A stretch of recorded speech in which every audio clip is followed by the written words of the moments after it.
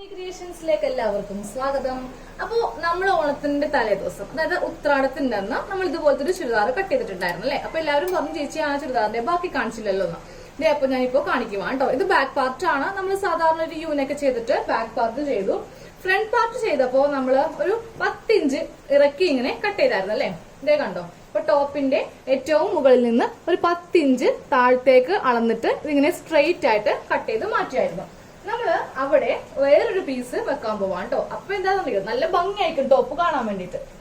ഇങ്ങനത്തെ ചെറിയൊരു യോക്ക് വരുമ്പോ ഇത് കാണുവാനായിട്ട് നല്ല ഭംഗിയായിരിക്കും. അപ്പൊ ഞാൻ ആ ഒരു പീസ് ഇങ്ങനെ കട്ട് ചെയ്ത് എടുത്തിട്ടുണ്ട്. അപ്പൊ അതിന് നമ്മള് ലെങ്ത് എടുക്കുമ്പോണ്ടല്ലോ ഒരു 1/2 ഇഞ്ച് കൂട്ടി എടുക്കുക. ഞാൻ കാണിച്ചു തരാം. 10.5 ഇഞ്ചാണ് ഞാനപ്പോ ഇതിന് ലെങ്ത് എടുത്തിരിക്കുന്നത്. ഇതേ കണ്ടോ, 10.5 ഇഞ്ചിലാണ് കട്ട് ചെയ്തിരിക്കുന്നത് കേട്ടോ. അപ്പൊ നമുക്ക് ആദ്യമേ ഇതൊന്ന് സ്റ്റിച്ച് ചെയ്ത് വെക്കാം.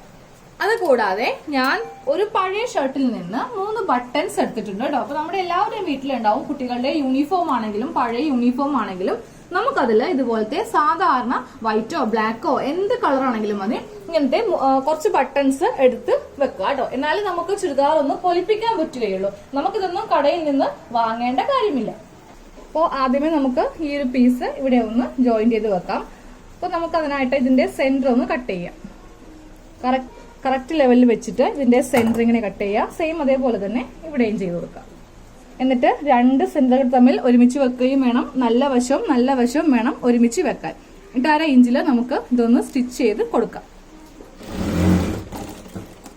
അതെ, ഇതിങ്ങനെ സ്റ്റിച്ച് ചെയ്തു. ഇനി ഇതിന്റെ മീതെ നമുക്കൊന്ന് പതിച്ചടിക്കാം.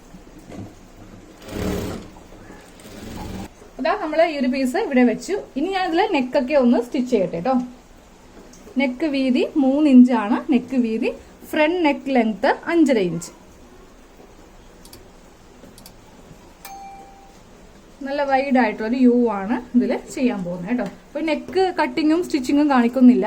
നിങ്ങൾക്ക് എല്ലാവർക്കും അറിയാലോ, വളരെ സിമ്പിൾ ആയിട്ടുള്ള ഒരു യു നെക്കാണ് ചെയ്യാൻ പോകുന്നത്. അപ്പോൾ ഞാൻ അതൊന്ന് ചെയ്തെടുക്കട്ടെ. അപ്പൊ നമ്മള് നെക്കൊന്ന് സ്റ്റിച്ച് ചെയ്ത് ഞാൻ എടുത്തിട്ടുണ്ട് കേട്ടോ. ഉള്ളിലേക്ക് ഒരു തുണി വെച്ചിട്ട് അടിച്ച് മറിച്ചെടുത്തിട്ടുണ്ട്.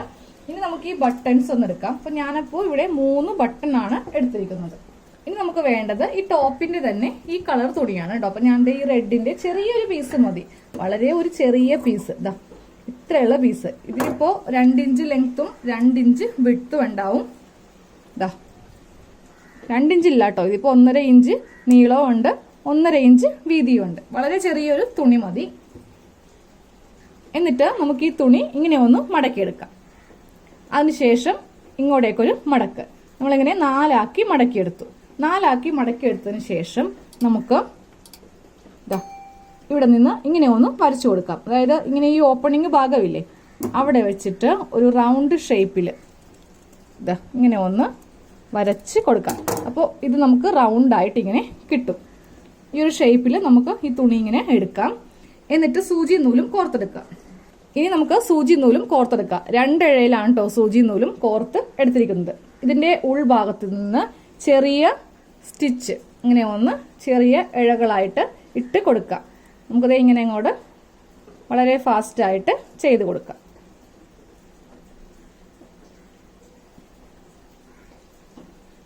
ഇപ്പോൾ ഇഴകൾ ഇട്ട് കൊടുത്തിട്ടുണ്ട്. എന്നിട്ട് ഇതൊന്ന് ഓപ്പൺ ചെയ്ത് കൊടുക്കാം കേട്ടോ. എന്നിട്ട് ഈ നൂലിങ്ങനെ വലിച്ച് എടുക്കാം. എന്നിട്ട് ഒരു ബട്ടൺ എടുക്കാം. ഇതാ ഞാനിപ്പോൾ ഒരു ബട്ടൺ എടുത്തു. ഇതിന്റെ നടുക്ക് ഇങ്ങനെ വെക്കാം. നടുക്ക് വെച്ചിട്ട് നമുക്ക് ഈ സൂചി ഇല്ലേ അങ്ങോട്ട് വലിക്കാം. അപ്പോൾ ഇത് നല്ല ടൈറ്റായിട്ട് നമുക്ക് കിട്ടും. എന്നിട്ട് ഇതിന്റെ നല്ല വശം എടുത്തിട്ട് എന്തെങ്കിലും ചുളി വെക്കേണ്ടെങ്കിൽ അതൊക്കെ നമുക്ക് കൈ കൊണ്ട് ഇങ്ങനെ അങ്ങോട്ട് മാറ്റി ഈ തുണി അങ്ങോട്ട് പ്ലെയിൻ ആക്കി കൊടുക്കാം. അതിനുശേഷം ഈ സൂചി നൂലും എടുത്ത് ഇതിങ്ങനെ റൗണ്ട് ആയിട്ട് അങ്ങോട്ട് ചുറ്റിയെടുക്കാം. അപ്പോൾ ഇതേ നല്ല പെർഫെക്റ്റ് ആയിട്ട് നമുക്കിങ്ങനെ ഷോ ബട്ടൺ കിട്ടും. ഈ ഒരു ഷോ ബട്ടണൊക്കെ 5 രൂപ 6 രൂപ 7 രൂപയൊക്കെയാണ് പുറത്ത് വില. ഇത് നമുക്ക് വീട്ടിൽ വെച്ചിട്ട് നമ്മുടെ ഒരു പഴയ ഷർട്ടിന്റെയോ ജീൻസിന്റെയോ ഒരു ബട്ടൺ കൊണ്ട് ചെയ്യാവുന്ന കാര്യമേ ഉള്ളൂ. എന്നിട്ട് ഇവിടെ വെച്ച് ഇതൊന്ന് കെട്ടിട്ട് കൊടുക്കാം. അല്ലെങ്കിൽ അത് അഴിഞ്ഞു പോകും. ഇതാ കെട്ടിട്ട് ടൈറ്റ് ചെയ്യാം. 1-2 പ്രാവശ്യം കെട്ടിട്ട് കൊടുക്കാം കേട്ടോ. ഇങ്ങനെ കെട്ടിട്ട് കൊടുത്തു. എന്നിട്ട് നമുക്ക് ഈ ബാക്കിയുള്ള തുണിയില്ലേ വളരെ പറ്റേ വെച്ചിട്ട് ദേ ഇങ്ങനെ അങ്ങോട്ട് വളരെ പറ്റേ വെച്ച് അങ്ങോട്ട് കട്ട് ചെയ്യാം. കട്ട് ചെയ്ത് കഴിഞ്ഞു. വളരെ ഈസി ആയിട്ട് നമ്മൾ ഷോ ബട്ടൺ ഉണ്ടാക്കിയെടുത്തു. ബാക്കിയുള്ള നൂലും കൂടി അങ്ങോട്ട് കട്ട് ചെയ്യട്ടെ.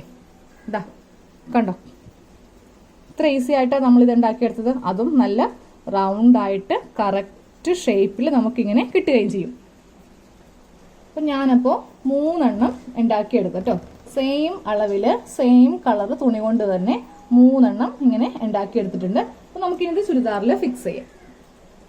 നമുക്ക് ആദ്യമേ ചുരിദാറിന്റെ സെന്റർ ഇങ്ങനെ കൈവച്ചൊന്ന് നന്നായിട്ട് പ്രസ് ചെയ്ത് കൊടുക്കാം.